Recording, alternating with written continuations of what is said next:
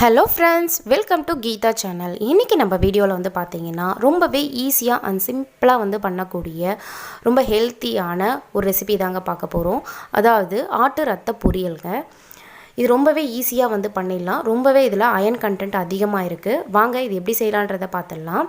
அதுக்கு நான் ஒரு கடாய் வச்சுருக்கேன். அதில் 2 டேபிள் ஸ்பூன் அளவுக்கு ஆயில் வந்து ஆட் பண்ணிக்கிறேன். இதில் ஒரு 1/2 ஸ்பூன் அளவுக்கு சோம்பு வந்து இதில் வந்து சேர்த்துக்கிறேன். இது நல்லா வந்து பொரிஞ்சதும் இதில் 2 பச்சை மிளகா வந்து குட்டி குட்டியாக கட் பண்ணி வச்சுருக்கேன். அதையும் இது கூட சேர்த்துக்கிறேன்.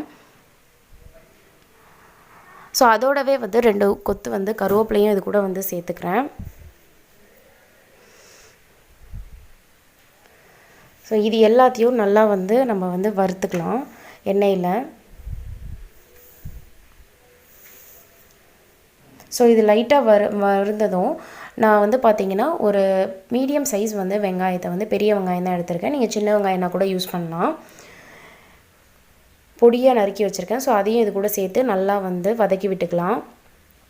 வெங்காயம் அதிகமாக சாப்பிடுவீங்களான்னா நீங்கள் 2 வெங்காயம் கூட எடுத்துக்கோங்க, இன்னும் நல்லா டேஸ்டியாக இருக்கும். இந்த ரத்த பொரியல் வந்து செய்கிறது ரொம்பவே ஈஸி.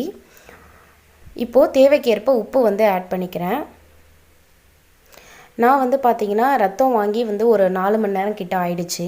ஸோ உறைஞ்சிட்டு ரத்தம் வந்து பார்த்திங்கன்னா தனியாக வந்து தனியாக பிரிஞ்சு வந்துடும். அது அப்படியே சாலிடாக அப்படியே வந்து ஆகிடும். லிக்விடாக இருக்கிற ரத்தம் வந்து அப்படியே சாலிடாக ஆகிடும். பாருங்கள், இப்படி தான் இருக்கும். நீங்கள் இதை வந்து பிளெண்டர் யூஸ் பண்ணி கூட நீங்கள் அந்த தண்ணியோடு சேர்த்து வந்து நல்லா அரைச்சி கூட நீங்கள் சேர்த்துக்கலாம். இல்லைனாலும் நீங்கள் இப்படியே கூட நீங்கள் வதக்கிட்டு சேர்த்துட்டு பண்ணிங்கனாலும் நல்லா தான் இருக்கும்.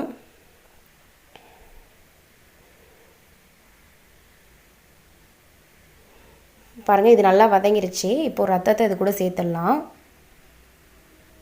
இப்போது இதை கரண்டியால் வந்து நல்லா கொஞ்சம் குத்தி விட்டுக்கலாங்க. அப்போ தான் வந்து இது நல்லா வந்து ஸ்ப்ளிட்டப் ஆகும். இதுக்கு பதிலாக நீங்கள் மிக்சியில் போட்டு கூட அரைச்சி எடுத்துக்கலாம்.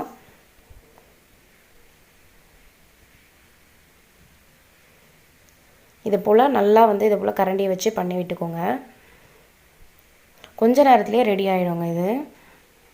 ஸோ இது தண்ணி வந்து தனியாக நான் எடுத்து வச்சுருக்கேன். ஸோ அதையும் வந்து இது கூடவே வந்து சேர்த்து நல்லா வந்து தண்ணி வந்து வத்துற அளவுக்கு நம்ம பொரித்து எடுத்துக்கலாம். அவ்வளோதாங்க. பாருங்கள், இப்படியே தான் பண்ணணும். இப்போது ரத்தத்துடைய தண்ணியை வந்து இதில் வந்து சேர்த்துக்கிறேன். ஸோ இதோடு நல்லா வந்து கிளறி விட்டுக்கோங்க. ஃப்ளேம் வந்து மீடியமாகவே வச்சுக்கோங்க. சீக்கிரமாகவே வந்து ரெடி ஆகிடும் இது. ஸோ இது நல்லா வந்து கிளறி விட்டுக்கிட்டே இருக்கணும், இல்லை வந்து சட்டுன்னு கொஞ்சம் அடி பிடிக்கிற போல் ஆகிடும். பாருங்கள், நல்லா ரெடி ஆகிடுச்சு நம்மளோட ரத்த பொரியல். இந்த வீடியோ உங்களுக்கு ரொம்பவே பிடிச்சிருக்கும் அண்ட் யூஸ்ஃபுல்லாக இருக்கும்னு நினைக்கிறேன். ரொம்ப ஈஸியாக வந்து ரெடி பண்ணிடலாம். குழந்தைங்க இருந்தாலும் இதே போல் ரெடி பண்ணி கொடுங்க, ரொம்பவே லைக் பண்ணி சாப்பிடுவாங்க.